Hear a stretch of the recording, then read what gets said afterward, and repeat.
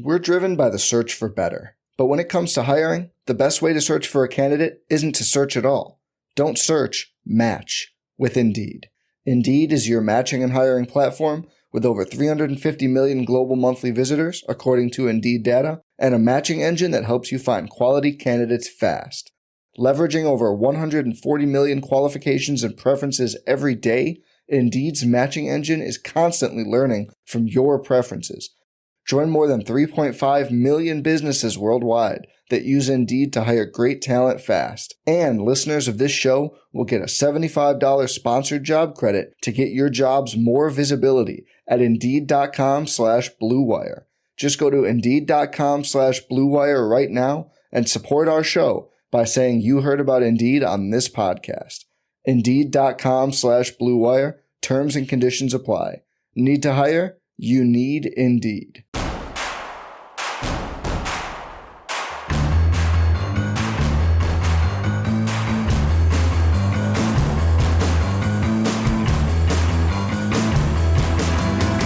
From your favorite source for Chicago White Sox talk, delivering news, interviews, analysis, and more.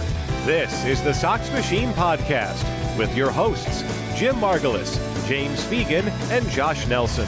Thanks, Rob, and welcome to the Sox Machine podcast. I'm your host, Josh Nelson, as it's Monday, February 26th, 2024. In this episode, we'll recap the Chicago White Sox first spring training games as they finish 1-2 over the weekend. There's some good things that we like to see early, and there are some things, well, let's just say with 30 more spring training games that these mistakes get cleaned up before opening day. Also, Cody Bellinger finally re-signs with the Chicago Cubs on a 3-year, $80 million contract. That's one Scott Boras holdout finally signed. What about the other 3 big free agents? We'll take our best guesses where they will sign and for how much. But as we record this episode late on Sunday night, February 25th, and you know whose birthday it is? That's right, it's Jerry Reinsdorf's birthday, as he turns 88 years old. To learn what he gave Jerry for his big birthday is the managing editor of SoxMachine.com. It's Jim Margulis, and hello, Jim. What'd you get for Jerry's birthday? Well, it's funny. If you walk around downtown Nashville, especially anytime between Thursday and Sunday, you'll see a bunch of bachelorette parties, and whether it's like the cars with streamers on them or the pedal taverns, what have you, they call them the woo girls with the cowboy boots, pink hats, everything like that. A lot of times they'll have signs either with them or, if they're driving a car, they'll have it like soaped onto the car with a Venmo code saying like, buy us drinks. Somebody's getting married.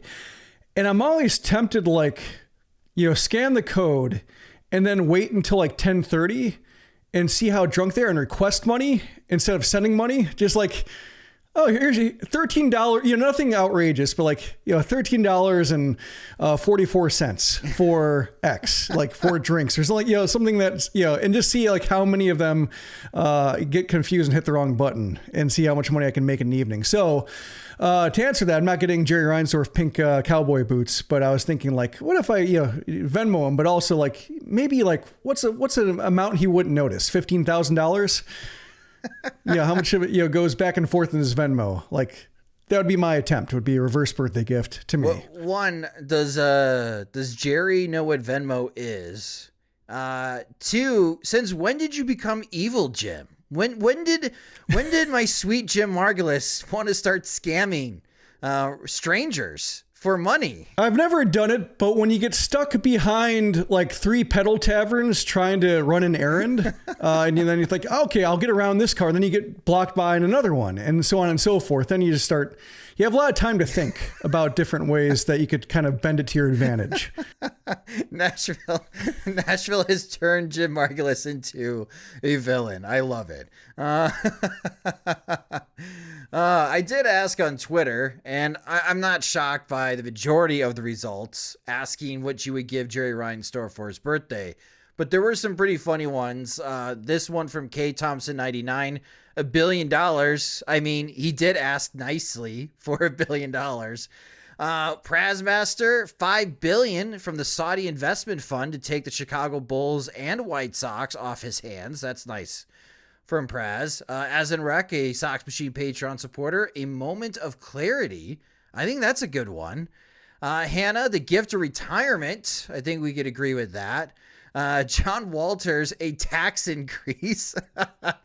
And then Shy Sports Drummer, a handwritten card and some Arby's coupons, but not the $1.99 for the 4-piece mozzarella sticks. Those are for winners, Jim. Are you a big Arby's mozzarella stick fan? I am not, although just my fast food intake has dropped dramatically. So I am way behind on Arby's offerings. I'm still stuck in 5 for $5 for Arby's. That's my point of reference, which is probably a pricing structure that stopped existing around like 1997. But that's still where I'm at with Arby's. All right. Yeah, I don't know if they still run the 5 for $5 anymore. In this It's economy, like Costco. Yeah, Costco, I mean, it was $1.50 hot dog and Coke or Pepsi. That because they still carry exists, Pepsi products. Yeah, so I think that and like Arizona iced tea is being 99 cents. Yeah. Well, if those ever raise in price, then you know the economy's in really bad shape. But I enjoy these tweets, so thank you for those that submitted them. And again, you can follow us on Twitter. We're at Sox Machine. You can follow me at Sox Machine _Josh. My gift to Jerry Reinsdorf is ownership of the parking lot surrounding Guarantee Rate Field. Seeing as how one of his real estate companies keeps buying parking lots around the United Center, I figured, Jim, he would enjoy owning more parking lots. Yeah. What do you get for the guy who has everything? Asphalt. Parking lots. Why not? Why not? Hey, if you give him the parking lots for free, then maybe he could work with Related Midwest and figure out how to build that ballpark village like Cincinnati has in Bridgeport, and the White Sox could stay in Bridgeport. But yeah, if you didn't know this story, a real estate company that Jerry Reinsdorf's involved with, or his associates are involved with, like Terry Savarese, who's like the stadium operations manager for Guaranteed Rate Field and the United Center, and then Howard Pfizer, who's a partner, ownership partner with the White Sox. Yeah, their real estate company has bought parking lots around the United Center, the West Loop of Chicago, for like $40+ million. Not a small amount by any stretch of the imagination, but it does raise a curious thought of what you're going to be doing with these parking lots now that you own them around the United Center. Maybe you'll just take that parking money, or maybe you'll develop those parking lots. And if you're willing to do that, connecting the dots, dot, could you do that around Guaranteed Pregnant Rate pause. Field? Yeah. Drop in the bucket though, 44 million versus 1 billion, 1.2 billion, 2 billion, 4 billion and climbing. Right, no kidding. No kidding. It 1.2 billion for the stadium, but we still got to clean up the land. That's 900 million. Yeah. Well, happy birthday to Jerry Reinsdorf. He is now 88 years old and still running the Chicago White Sox. And speaking of the team that he owns, the Chicago White Sox played their first 3 spring training games of 2024. They went 1-2. They lost to the Chicago Cubs in the spring training opener 8-1. That game, not a great start for my man, Jesse Chavez, as he allowed 6 runs in the first inning. The White Sox played a crazy game against the Seattle Mariners, in which they were able to win that one 8-7. But the White Sox lost the Arizona Diamondbacks 5-0, and they were no hit for 8+ innings in that game. But it wasn't televised or streamed, so we could kind of pretend it didn't happen. But the questions that I have, and let's start on a positive note. After the first 3 spring training games, Jim, what have you liked so far from this White Sox team?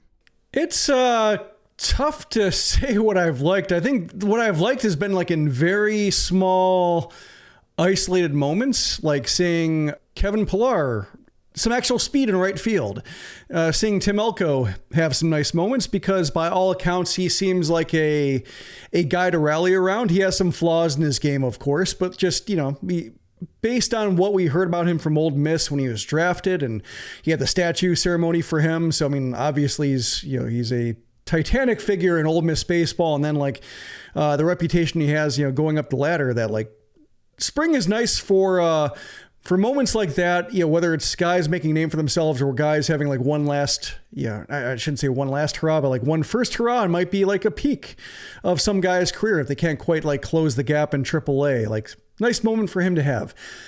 Probably the most sustained, enjoyable part of spring has, having not seen Jonathan Cannon throw 2 scoreless innings, I would have liked to see that. But in terms of what you could actually see for yourselves, I would say Brian Ramos's defense at third was a nice summary of the improvements he's made there with his hands and with his range. And the throws were also good. The one throw that he had that was questionable was after a diving stop. So like sometimes, you can excuse the occasional weird two-seamer when you're just getting a grip on the ball after flopping to the ground and, getting it over to first base as fast as possible.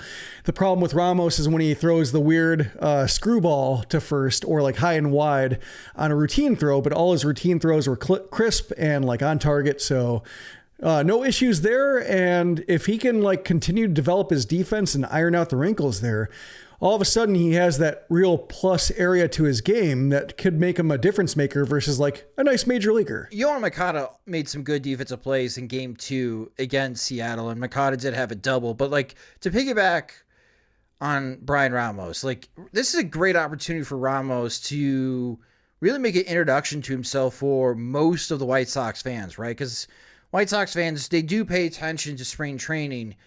They may not pay close attention to how guys are doing in Birmingham. Perhaps they go to SoxMachine.com daily to check the box scores and who you're highlighting Jim and the minor league recaps every day. But getting a chance to watch him now and watching him in that second half, and I keep bringing this point up, like, he sold me because I had questions about his ability at sticking at third base. I thought maybe it'd be worthwhile moving him over to second base because the White Sox have had troubles at second base for so long. But I think he could stick at the position, and he actually technically ended the no-hitter on Sunday as he made a really hard smash grounder to third base that was originally scored an error, but the official score changed that to a base hit for Brian Ramos. So if Ramos could hit a little bit more in these last 30 games, Jim, I am hoping that he gets as many games as possible in, and he continues to flash the leather, here's another guy that White Sox fans could dream on. Like, it's one thing when you're hearing Jim Callis and Keith Law and Kylie McDaniel talk up Brian Ramos, but when you get an opportunity to see him make some plays on the field, I think that could continue to build up some hype. And for White Sox fans looking for positive things to stay engaged for this 2024 season, Brian Ramos could be one of those guys. Yeah, he's my number 2 prospect, partially because I feel the need to be ahead of everybody else in my Brian Ramos enthusiasm. And so like when I ranked him, I think I ranked him like 5th or 7th or something like that a couple years ago. And then like Eric Longenhagen comes in 2 months into the season with his top White Sox prospect list, ranks him first after a hot start. Like, damn you, Eric Longenhagen. So I figure like now is my chance to reestablish myself as the leader in Brian Ramos enthusiasm. So happy to see like the early highlights from him. There's a little bit of personal resonance because spring training a couple years ago, when after my son was born, and so it was his first spring training. He's a couple months old. Brought him down from a nap, sit him down on the couch. Already had the spring training game going on. First at bat he sees is a Brian Ramos homer. So like I'll automatically associate that with like that was his first exposure to baseball. First at bat ever watching it was a Brian Ramos spring training homer. So that's another reason why like he warms my heart. Well, we got to get Vinny Margulis a Brian Ramos jersey. Clearly, maybe when you go visit Birmingham to start the season, Jim, if Ramos is still down there, you can work that out with Jonathan Nelson, get something for Vinny Margulis there. But back to Ramos and Yohan Moncada, I'm hopeful Yohan Moncada has a breakout year and bounces back and is a 4-WAR third baseman. Even if he's that, I still don't think the White Sox are to pick up his club option and he'll become a free agent after the 2024 season. So my expectation is this is the last year for Yoán Moncada with the Chicago White Sox. And to make that a reality, not saying necessarily it should be a reality, but if Brian Ramos picks up his play, you could exchange $24 million for like what, a $4-5 million buyout, and then league minimum for Brian Ramos to be the everyday starter in 2025 at third base. And then you could spend that extra money to fix other patches into the roster. Like, that's kind of what I'm wondering if Chris Getz is thinking like this, or if Moncada does have a big first half, maybe you could trade him, and then you get to see Brian Ramos in the second half of the season. But again, for White Sox fans looking for hope, looking for positive things, like Brian Ramos is where I'm paying attention to, and the more that he plays, I think that'd be great. Yeah, I had that thought when you were saying that Moncada is like a 4-win player. Like if he's like the 4-win that includes like offensive impact versus like somebody who's just having a really good defensive year, and is almost like rich man's Gio Urshela or something like that, with great defense at third and like okay bats, and you can bat him eighth and be happy. Yeah, I don't know if you can move him because of that buyout that's looming. It doesn't seem like the White Sox like to throw in a lot of cash with their deals, but that might make him hard to move. But if he's having like the kind of borderline all-star year, because he can hit 20 homers and get on base at like a 370 clip and play really good defense, and maybe he can find a taker and make that somebody else's decision make, especially if they have like deep pockets or, you know, a real big hole at third to where like, yeah, we're okay paying Moncada this, or maybe restructuring a deal and seeing if we can work with that a little bit versus just cutting him outright if he's having that real good year. But I think there are options at third base. Also, kind of like seeing some of the catchers underneath Martin Maldonado and Max Stassi. You have some moments. Corey Lee, who's been pretty much buried on purpose, had a nice 2-for-2 start. Edgar Carroll came through with the game-winning hit. So some of the catchers underneath the catchers are having, nice first impressions, or in the case of Corey Lee, like a second impression that can maybe overwrite just how little he offered after coming over in the trade and dealing with the oblique injury and coming back from that and not looking right. Like, he's got a chance to overwrite what he showed last year. And so this is a good start towards that end. Yeah, I agree with you. Corey Lee was on my list of things that I'd like to see because he was so bad offensively. Like, I get what Pedro Grifol is saying, that I don't care about his offensive ability as a catcher. I'm more focused on what he brings defensively and to the pitching staff. But to stick in the major leagues, to be more than a backup catcher, you have to show some life at the plate. And Corey Lee, in that cup of coffee last year, first impression, not great at the plate. Did not look like he could hit major league pitching. So it's good to see that getting some early success in spring training. Hopefully he could build up some of that confidence. On the television side, we're also getting a chance to be introduced to the new TV play-by-play guy, John Schriffen, along with Steve Stone. And Jim, I know you wrote about this on SoxMachine.com on Sunday. I think it's been a good broadcast. I know that it's a lot different than Jason Benetti in the past, where we got used to Jason Benetti's style over the years. And when you're talking about a bad White Sox team, I enjoy those moments of comedy between Benetti and Stone. But so far, I have liked what I have heard from the first two games of the broadcast from White Sox spring training. Yeah, it's okay. Like, I'm trying not to issue judgments one way or another too strongly because he's introducing himself. He only has like 6 or so games, and he's got 10 days in between games. So like, he's got to take these early reps seriously in terms of calling the action, pacing his calls around the innings, like shaping the flow of the conversation around the outs. Like, I remember Jason Benetti would always say, like, I'm starting a story with 2 outs in the inning.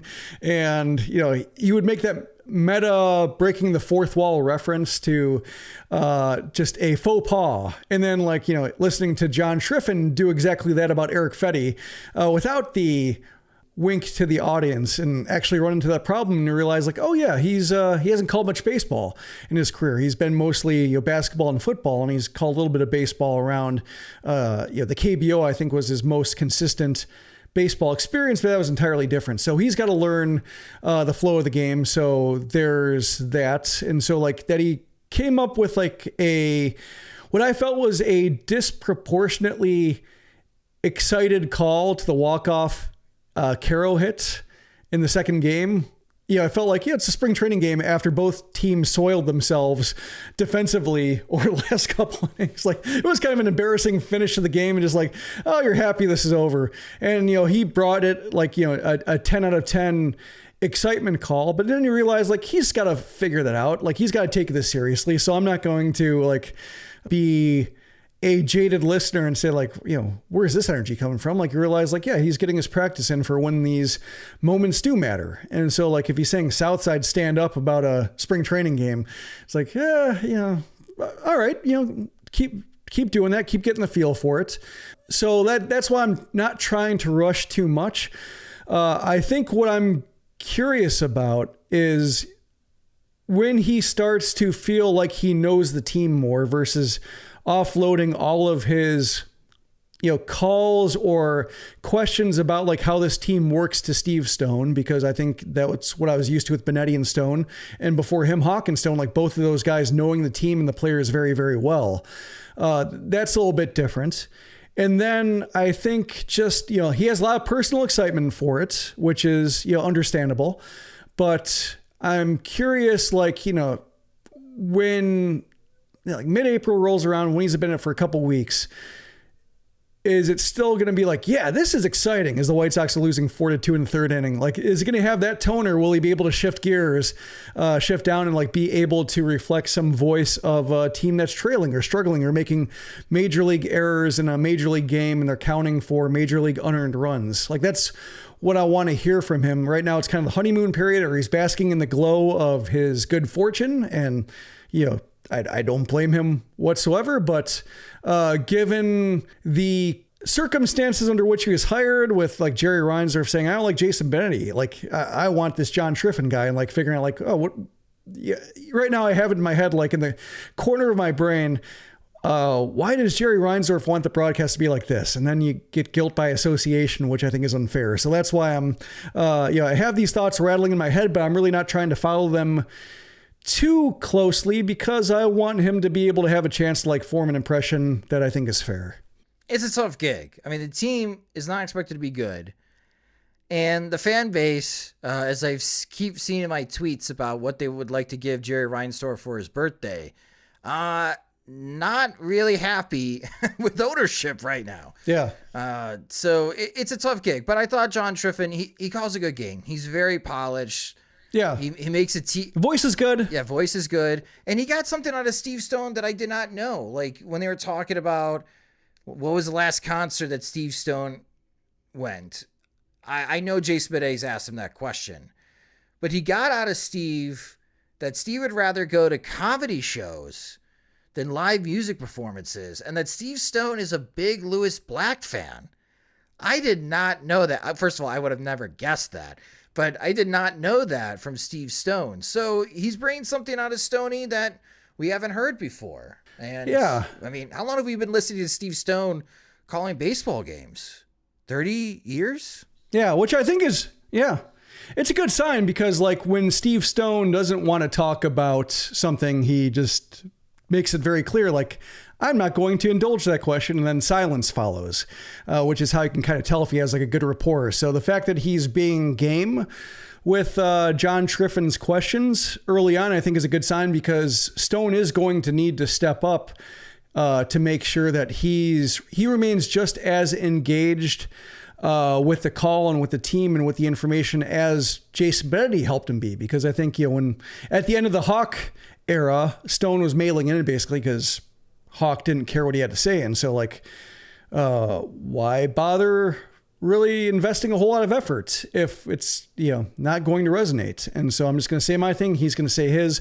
We can be in separate rooms and it doesn't really matter. But one of the things that Benetti really, I think his stamp on the booth, regardless of how you felt about his calls or his, sense of humor or catchphrases, etc., is that he got Steve Stone, or he got a lot more out of him, breathed new life into his analysis, pushed back on him a little bit about some conventional wisdom, helped flesh out some things a little bit more. I think he updated Steve Stone's knowledge to account for new jargon, new developments in research and development.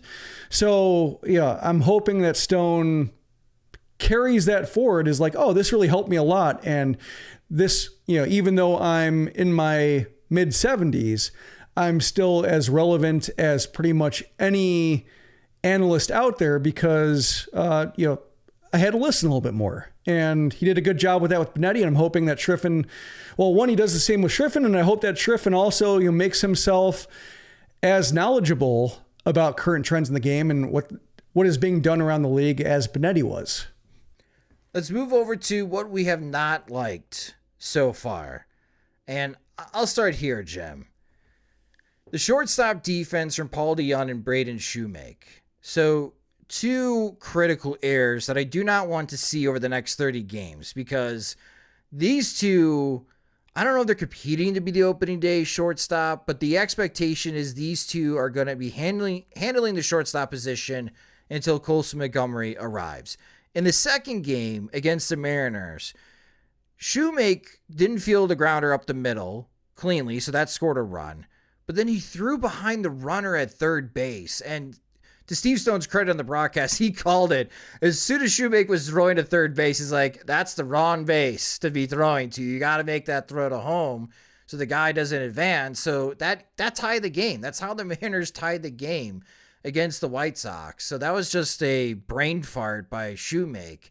And in the third game, according to Vinny Duber of CHGO, because again, this wasn't streamed, he tweeted out that Paul DeJong allowed a run to score because he was arguing with the umpire when the play was still live. And again, it's very early. It's only 3 games. But these two have shortstop experience. And I don't want to see these types of mental errors the rest of spring training, Jim, because if these mental errors continue over the next 30 games, and if DeJong and Shoemake do not instill confidence of, man, these guys are not that good defensively at shortstop, this is how you invite questions regarding calling up Colson Montgomery earlier than expected. So DeJong and Shoemake, I need to see better defense from these two, or I'm going to start pitching you ideas in a couple of weeks of, okay, so Nicky Lopez should be the starting shortstop. Who's playing second base, Jim? Yeah. I couldn't tell from Vinny's tweet if he said like DeJong was arguing or just like trying to sell the tag and looking back for the umpire, like, you're going to call him out, and then the double steal happened or the runner continued going to from third to home. But the Shoemake one, having seen that, having watched it first, I wasn't sure who was out there. I lost track of like who was playing short. So I saw the throw, like, from the distant camera going from second. And that was like a play Lenine Sosa screwed up last year. And so I thought, oh, did Sosa make the same issue? Because they're both kind of big for middle infielders. And so like from a distance at first glance, I saw like, oh no, the Sosa did it again. And then it's like, no, it's not Sosa. Oh, it's Shoemake. But then like that decision, I think, sums up what Pedro Grifol is saying about playing fast, because that was very slow in terms of just like where to go with the ball. It was a thing where the game was too fast for Shoemake. So he bobbled the ball. First, he ranged to his left. He mishandled the ball. So that's a case of like rushing his actions. And then like his CPU fried and, his processing slowed down or did not keep up with the game. And so he's throwing a base behind as the runner continues. So that's, I think, we can kind of make fun of like, how's Andrew Vaughn and Martin Maldonado and Gavin Sheets supposed to play fast? And I think, to defend Grifol a little bit, which is a stance I think we rarely take here, but to, show what he means, that is, I think, the quintessential slow play of just throwing to a base a guy is already rounding because you just lost track of like the pace at which everybody else is playing the game. Again, it's very early. I just don't want to see these mistakes continue, right? Pile up during the entire spring training, or White Sox fans are going to start asking questions of why do they sign DeJong? What's the point of Shoemake? Like, who's starting at shortstop? And I think that answer would be Nicky Lopez, and then try to figure out who would be better fit at second base. So again, it's early, but yeah, not a great first impression defensively from Paul DeJong and Braden Shoemake.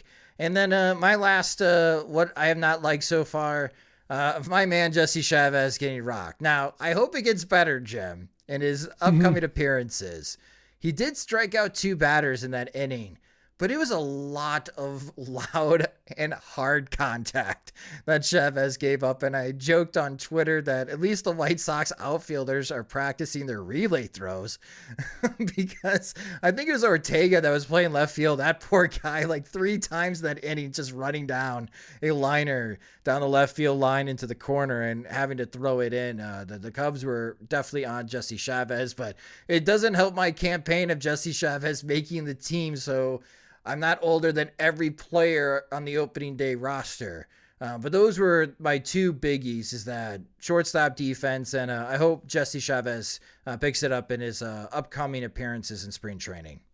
Yeah. The one thing another thing I didn't like, or I'm not quite sure what to make of it, is the Martin Maldonado not hustling down the line on a chopper to the left side and then like standing up and saying, I didn't hustle. That was bad. I vow to do better, and feeling like, is that like, why is everyone making a big deal out of this? Was it staged in some way? Which I saw like the response being like, did he not hustle on purpose to like make an example of himself to kind of set the tone for self-policing and showing what that looks like, and just be like, that's real corny if it is. So it felt corny all around him. Jim, though, what does hustling look like, though, for Martin Maldonado? He's one of the slowest runners in the game of baseball. Could anyone tell the difference between him not hustling and running hard down the first baseline? Yeah, I mean, we had that with Grandal with his knee injury too. It's very familiar.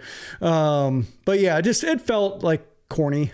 So I'm hoping, and I don't know what to hope. It's either like, you hope that he wasn't running, or just kind of easy. I guess I hope that that's the case, because it's just spring training. It's a mishit. Who cares if you get on base? But also like, then it just feels like if it was a thing where you're trying to help Pedro Grifol out by setting a veteran tone and kind of establishing a hierarchy in the clubhouse, so you don't have to get him leave it all up to the manager to police everybody. And, as we saw last year, Grifol could not police everybody. He could police guys with under 2 years of service time, but anybody else he was afraid to issue consequences for. So that's, was Maldonado helping him out? Not sure, but I guess that's what it would look like if he were. So shrug, I don't know, but either way, corny is a word I keep coming back to. I don't think it's a big deal. So if people want to keep bringing it up as a big deal, good on Martin standing up and addressing the team and taking onus on his mistake. He still reached on base though, right? Didn't Jordan Wicks drop the ball twice? Yeah. Yep. Whatever. Okay. Again, I can't tell the difference. He could have stretched into a double. Sure. Yeah. I would love to see that. Again, we'll have more examples of what we like, what we don't like next week, as the White Sox spring training schedule is loaded this upcoming week.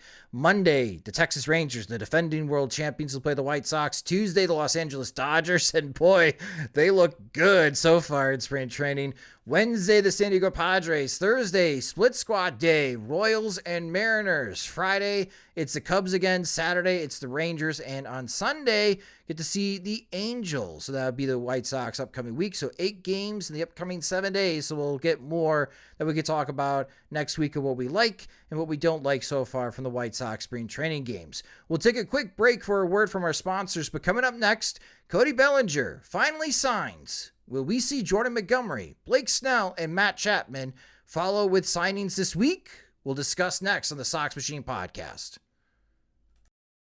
We're driven by the search for better. But when it comes to hiring, the best way to search for a candidate isn't to search at all. Don't search, match with Indeed. Indeed is your matching and hiring platform with over 350 million global monthly visitors, according to Indeed data, and a matching engine that helps you find quality candidates fast. Leveraging over 140 million qualifications and preferences every day, Indeed's matching engine is constantly learning from your preferences. Join more than 3.5 million businesses worldwide that use Indeed to hire great talent fast. And listeners of this show will get a $75 sponsored job credit to get your jobs more visibility at Indeed.com/Blue Wire. Just go to Indeed.com/Blue Wire right now and support our show by saying you heard about Indeed on this podcast. Indeed.com/Blue Wire. Terms and conditions apply. Need to hire? You need Indeed. It's only a kick, a jump, a block. It's only a serve. It's only a tackle, a run. It's only for the fans. After all, it's only pressure. You got this. Adidas.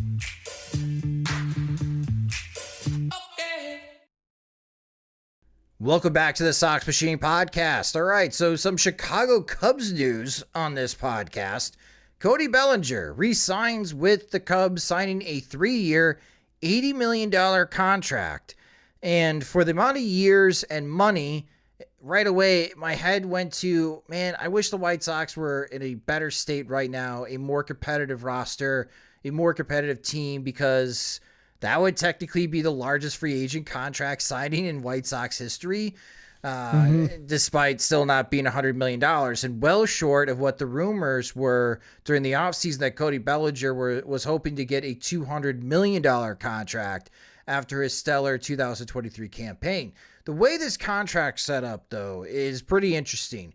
2024, Bellinger's going to get $30 million, and then he can get an opt-out.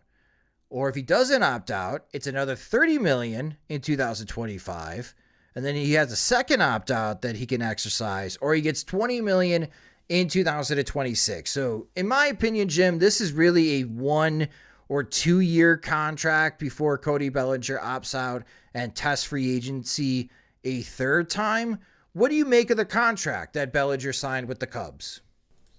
I think it's a good deal for the Cubs based on the initial demands, what they probably would have had to spend to extend him mid-season when he looked like a really promising component of their team, and they were making what they hoped was a postseason run and came up short, but fit the team really well, and they were clamoring for an extension, and I think Ricketts and Hoyer did well to test his market and not cave in and, make him have to prove it again because his career has been so erratic. So I'm surprised that he couldn't do a little bit better, but the average annual value, I think, at least softens that somewhat. Like, he wasn't going to get $30 million for 6 years. I don't think. Like, that felt a little bit steep. So to do it 1 or 2 years and then see how he's doing after that, I think is an okay bridge deal. What I keep coming back to is thinking, like, between this and the Manny Machado contract and the way Machado opted out halfway into his deal, or threatened to opt out, and then he signed an extension with the Padres, but he was going to opt out after 5 years and $150 million, essentially, that, like, Reinsdorf really missed the boat on these premium free agents, and by taking advantage of opt-outs and by letting players shorten the deal themselves, this could have been a deal the White Sox signed if they had a team that Cody Bellinger would have made a difference for. They would have loved to sign Manny Machado for a 5-year, $150 million deal, but because they don't do opt-outs, because they don't give the player any significant leverage aside from maybe they might do a player option or a mutual option like Mike Clevenger had, but they're not going to do a opt out 2 years into an 8-year deal and then change, our entire plans for what we have to do over the next, 3 to 4 years after that. That's a concession to the player, even though it can work out for the team. It seems like the White Sox are just not interested in it because it does favor labor. I think you get so tied up in that and just, what makes sense for Jerry Reinsdorf, the guy who does not like the union, that you miss out on opportunities paying a Cody Bellinger for possibly 2 years and $60 million, which would not set the record for White Sox financial commitments. If they could have signed Manny Machado to 5 years and $150 million, if you would have accepted that deal, I imagine that would have been fine for them. Same thing with Bryce Harper. If he signed a similar deal to where you throw in some opt-outs early on, if you could have signed Bryce Harper to a 3-year, $80 million deal, and then he opts out of it, great, you got Bryce Harper for the best 3 years he had left in terms of age and, physical capability. So I think as this goes on, you might see more deals like this because I think the game is skewing younger. And aside from like Shohei Ohtani and maybe like Yamamoto, who is 25, Juan Soto is going to be a young free agent. He'll get that big deal. But for the guys who are like in their late 20s, I think you're going to see more deals like this that are shorter, more flexible, more opt-outs, complicated, and it probably makes sense for the White Sox to be very interested in this if they're not interested in paying any more than like $75 to $80 million in the contract. This might be the way to go. Yeah, free agent position players are suddenly going to become mercenaries, right? Like year to year. Mm-hmm. You know where you're playing this year. You may not know where you're playing next, right? Tim Anderson signs a 1-year deal with the Miami Marlins. If he has a bounce back year, he's going to be a free agent again. May not be in Miami, might be somewhere else. I know that makes it tough, especially if you have a family, to have to keep moving, but such is life as a professional athlete, especially in Major League Baseball. So I understand where you're going with that line of thinking, Jim. And with Jerry Reinsdorf, he always wants control. Like the White Sox love club options. Options. We rarely see mutual options, but I don't think, when was the last time a player had a true player option with the White Sox? Like Mike Clevenger had a mutual option, which is a glorified buyout. Yeah. But I don't. Yeah. Deferred money. Yeah. I don't remember or recall a player the White Sox signed and they gave them a player option. It just seems so often it's really 4 guaranteed years, but we've added 2 to 3 club options so it can extend to 7 years, right? It's the whole Rick Hahn. In a lot of ways, our offer was more than what San Diego was offering because we offered 8 guaranteed years and then 2 club options. So the White Sox and Jerry Reinsdorf love the club options, but I'm not seeing a lot of that happen today. Yeah, A.J. Pollock was one that came to mind, but that was the Dodgers deal he signed. Right. The White Sox inherited that. Got it. Worth researching to see who was the last White Sox player that Jerry Reinsdorf signed a contract to that he gave him a player option. But like from Scott Boris's point of view, I get it. And his clients have been getting a lot of player options as of late. I mean, Carlos Rodon used it perfectly for him, right? He went to San Francisco, had an outstanding year, opted out and signed that big deal with the New York Yankees. I know it didn't work out for the Yankees and Rodon last year, but Rodon looks very motivated, by the way, to start spring training. And everyone has been raving about how he has come to camp refocused. So keep an eye on old friend Carlos Rodon. But yeah, I just wish the White Sox were in a better competitive state because if the Bellingers of the world are willing to sign 3-year, $80 million contracts, that's right in the wheelhouse of what Jerry Reinsdorf is willing to spend. Now, here's the good news for other teams. I don't think the White Sox are to be on these 3 guys. But does this mean with Cody Bellinger finally signed that we're going to see Blake Snell, Jordan Montgomery, and Matt Chapman sign? Now, if you remember, at the beginning of the offseason, Jim and I did our MLB free agent pick-em. We picked 10 free agents to try to make our best guesses. We are not doing well. I got Cody Bellinger, so now I have 2. I'm beating Jim 2-1 right now. We didn't even get the biggest free agent signing for the White Sox, which currently goes to Eric Fetty. Wasn't even on my radar when making that prediction. But we still got 3 remaining, which can put us in the respectable area if we can nail these 3. I don't think I'm going to be right on mine. So with Blake Snell, I originally said the Dodgers. I don't think that's happening. You said the Giants, so I think that's possible, Jim. Jordan Montgomery, I had the Texas Rangers. Jim had the Baltimore Orioles. I still think that's possible. And then Matt Chapman. That's where I had the San Francisco Giants, and Jim mentioned the Chicago Cubs. So let's reset here. Knowing what we know and where teams stand in spring training, let's give an opportunity to ourselves to change our picks here, starting with Blake Snell. And I am baffled a little bit on how the 2023 National League Cy Young winner is still a free agent and nobody has signed him. I get it. Like the walk issue, I totally understand. But when the dude is on, he is on. And it is tough to score runs against him. So I'm not exactly sure why teams have been so scared to stay away from Blake Snell. Then again, I don't know what he's asking for in a contract. But Jim, if you had to make a guess, if you're willing to change your guess for Blake Snell, who do you think signs Blake Snell now? I think I will switch to maybe the Angels. Oh, okay. It feels like they might feel pressed to do something with Mike Trout's comments. Yeah. Talking about like, what are we doing here after Shohei Ohtani? When elsewhere in this, there's been nothing to fill that void, and they could use something to.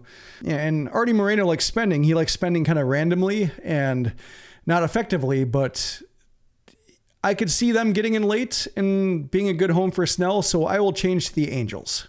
I'm going to pick the Yankees because it's rumored that the Yankees have a standing offer to Blake Snell, and that rotation would be crazy good if they got Blake Snell. I mean, Garrett Cole, Blake Snell, Carlos Rodon, they signed Marcus Stroman, and he looks like Mario. Nestor Cortez. Nestor Cortez, yeah. I mean, if that's your starting five, holy cow. Then all of a sudden the Yankees become very serious contenders to win the American League pennant in 2024. So I'm going to say Blake Snell, and signs a similar deal like Cody Bellinger did, in which the Yankees be willing to give a player opt-out to Blake Snell after the 2024 season. So not a long-term deal, but the Steinbrenners showing to the Yankees fans they are truly all in going to 2024, knowing that Juan Soto with the Yankees could just be a one-year type of thing before Soto tests free agency. Jordan Montgomery. Now, word on the street is that Montgomery would love to go back to Texas, but Rangers general manager Chris Young has said that they're tapped out, like revenue-wise, spending-wise. They may have spent a little too much, and they can't add on to their roster in hopes of defending their 2023 World Championship. So if it's not back to the Texas Rangers, do you still like your original pick, the Baltimore Orioles, Jim, or do you have someone else in mind? I do. I still think it makes all the baseball sense, the way that, Dylan Cease has made sense, but they did trade for Corbin Burns, so maybe that closed them off from making a major investment. So, maybe the Cardinals, who I kind of liked as a landing spot. Originally, I had Aaron Nola going there, I believe, in my predictions. Yes. As somebody fits, but they like their starters who enjoyed being there and pitch a lot of innings. They like their starters to be traditional starting pitchers. So maybe I'll flip to the Cardinals. I mean, they got Sonny Gray, right? Lance Lynn. There was a third starter, Kyle Gibson, right? That they signed to be in their starting rotation. They went the old way of building their Sonny.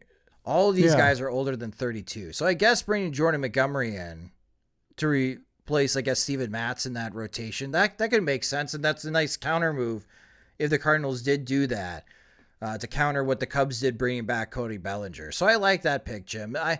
I'm going to go with the Red Sox only because I don't know who hates ownership more right now, the White Sox or the Red Sox.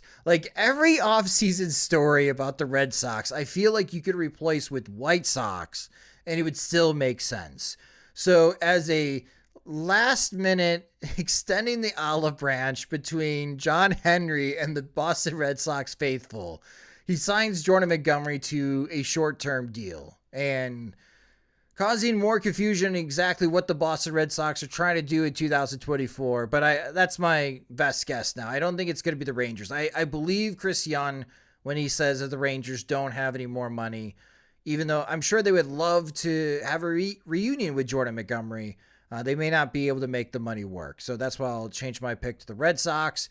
And then finally, Matt Chapman. I don't know what to make of his market, Jim. Are teams just not interested in Matt Chapman? Is that what this is about? Or just he's a kind of ideal for the kind of contract that Bellinger signed, and just he hasn't been interested in something like that to date because his offense is a little bit like hot and cold, and his defense really anchors his value. And given that he's getting deeper into his 30s, like teams just might not want to commit beyond 3 years to somebody like with his profile. So maybe it gets a little bit iffy in terms of like the average annual value going beyond 3 years. So if we still believe, to back up your point, that one war costs $8 million in salary, according to Zips, the 3-year projection for Matt Chapman, over the next 3 seasons, he's projected to be 10 war. So to piggyback on your point, 3 years, $80 million. Now, who needs a third baseman? And with the game going younger and younger, it seems like teams have these either like, we have a couple of shortstops that we really like. One will stick at shortstop. The other guy will move over to third. Like, who needs a third baseman right now? Because I don't think there's a lot. I don't think the market for Matt Chapman is very deep. Blue Jays, right? I think given that But didn't they just figure that position out? They got Kiner Falefa. I mean, is he plan A at third? I'm looking at it right now, and it's according to Roster Resource, Kiner Falefa is their first choice at third base. I don't like that. I don't like that for Toronto. Yeah. No. So it feels like, since missing on Ohtani, they haven't had their big, they haven't connected in the way everybody thought that they could to build on what was a kind of a disappointing 2023. So I could see him maybe returning. I had him going to the Cubs, but that's because I figured it'd be either between like Bellinger or Chapman, like one of the two. And now that Bellinger is back with the Cubs, I could see like maybe Toronto being back open to a return because he played well there. Like Kevin Kiermaier, somebody who also returned to Toronto after not finding the market to his liking and saying like, I really like playing here. Like I could maybe see a similar return in order for Chapman. The other signing that I thought maybe could have taken care of third base for the Blue Jays was Justin Turner. But maybe Turner picks up more of the DH at bats. And to your point, you could bring back Matt Chapman. He takes care of third. And then you help extend your bench for the Toronto Blue Jays. The Blue Jays make a lot of sense. I would still stick with the Giants because the Giants keep offering a bunch of money to players and they don't want to take it. JD Martinez, So JD Martinez was the latest one, but they only offered $14 million for 1 year, and Martinez wanted $20 million for 1 year to be somebody's primary DH. I understand why the Giants then pivoted and signed Jorge Soler to be their DH and got 3 years out of that contract at $14 million per season. Wilmer Flores had a career year for the San Francisco Giants at third base, which was 2.5 WAR. Matt Chapman was worth 3.5 WAR in 2024. So I still think this would be a big defensive upgrade. And for a team that desperately wants somebody to take their money, I'm still going to stick with the San Francisco Giants to sign Matt Chapman. But so we've reset our picks. So Jim is having Chapman going back to the Blue Jays, Montgomery going to the Cardinals, and Blake Snell going to the Angels. I got Yankees for Snell, I got Red Sox for Montgomery, and I got Giants for Matt Chapman. Let us know in the podcast comments on the Sox Machine page to let us know where you guys think these three will sign. Are they going to sign before opening day? Are they going to sign next week? When are they going to sign, Jim? I would think that there's too much riding on their seasons, especially like there was a few years ago, there was a Kendrick Morales. I'm trying to think of the guys. Steven Drew was another one who waited until after the draft to sign and didn't really turn out well for them. And if it's true that like these late 20s, early 30s free agents aren't getting paid, I don't really see what waiting a year does. So like, I think bridge contracts, pillow contracts, generous opt-outs, I think will be ultimately what they signed for. And it just turns out to be like a 1 year deal or like a 3 year deal that they can opt out every year. Players are hoping it's a 1 year stay and there's a bigger payday on the other side of it. But I can imagine that might be the way to go. If Bellinger is the first to cave, I guess you could see the others following suit. Well, that will do it for this episode of the Sox Machine podcast. Again, let us know in the comments section or even on social media as well. Where do you think the remaining 3 Boras free agents sign? A few promotional items from us on Sox Machine. James Fegan will be sitting down with White Sox manager Pedro Grifol for a one-on-one. That post will be up Monday morning on SoxMachine.com. This upcoming Wednesday, I'll have another 2024 MLB draft report highlighting Arkansas starting pitcher Hagen Smith, who struck out 17 batters against Oregon State, including 3 strikeouts against Travis Bazzana, which is remarkable. And I cut together a video highlight that you can check out on our YouTube page at youtube.com/SoxMachine of all 17 strikeouts for Hagen Smith. And next month, we have our live podcast show at the Remova Theater in Bridgeport in Chicago on March 27th, 2024. For our opening day eve shows, we get the party started for the regular season. You can buy your tickets at removachicago.com and help support us at patreon.com/SoxMachine. A few Patreon shoutouts thanks to Bill Joyce, Chief Charlie, and James Ferguson for recently joining our Patreon. We've cleared 1 big milestone, but we're working on clearing our 2nd milestone before opening day, as we are making plans on sending James out on the road in April and May to cover White Sox games for us. He'll cover all the home games for the White Sox this season for us. And that is a huge thanks to all those that signed up already at patreon.com/SoxMachine in the past couple of weeks. Your guys' immediate support is allowing us to send James out on the road. We'd like to keep sending him out on the road. So if you haven't signed up yet, you can do so at patreon.com/SoxMachine. And for our existing Patreon supporters, Jim, there's still some time for our $2 and $3 supporters to update their accounts.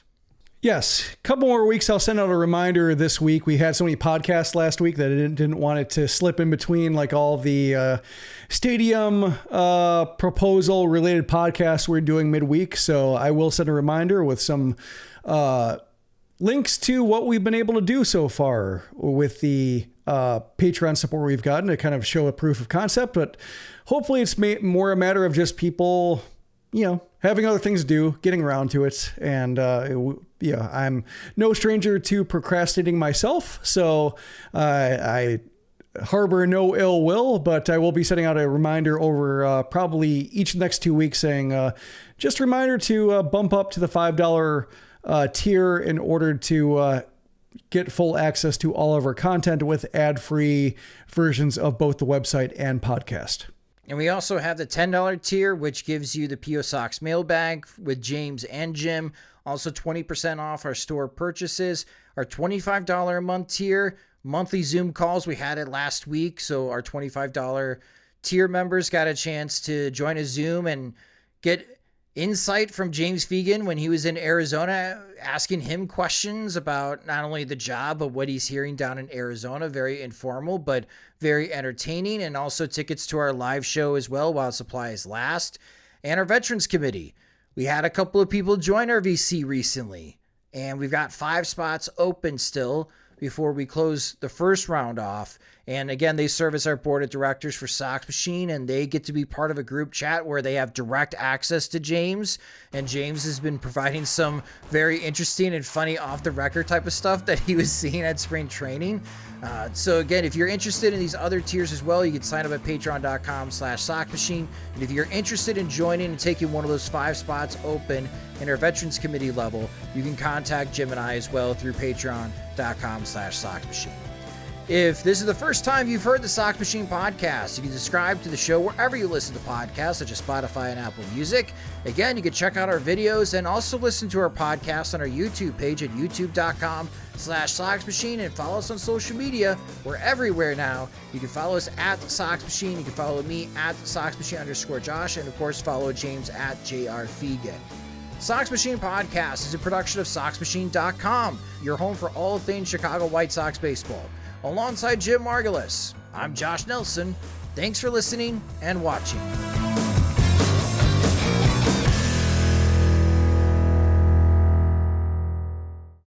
Freedom is all about choices, and while there is only one Jeep brand, you have the freedom to choose from an epic lineup of Jeep brand vehicles. Hit the trails with the versatile classic, the Jeep Gladiator, or experience the wild in style with the sophistication and comfort of the Jeep Grand Cherokee or Jeep Grand Cherokee 4xE.